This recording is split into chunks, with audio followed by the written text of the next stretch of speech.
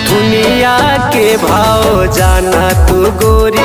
नथुनिया के भाव जाना तू गोरी। चुप रही।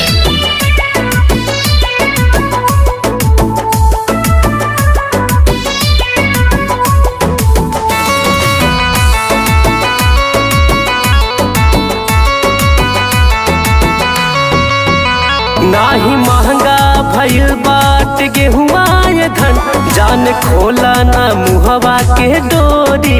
अच्छा सुनी बोला रहनी नैहर में जबले सुनाए बोलम, नहीं कहीं में हो खेतवा के ओरी।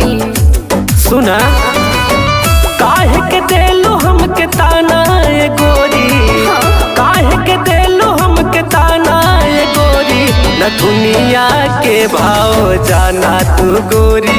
नथुनिया के भाव जाना तू गोरी।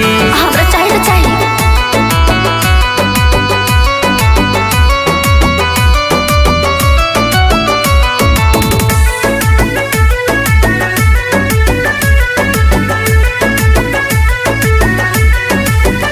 तोहके सब कुछ जे पहले पता बा ये धन, तब करेलू जबरिया नादानी।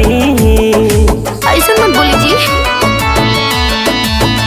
अब तो शौक सिंगार खातिर सोना बोलम, लाके तर से उमर भर जवानी। हद लिया दिना प्यार करी है श्याम सुंदर रोजाना ये गोरी।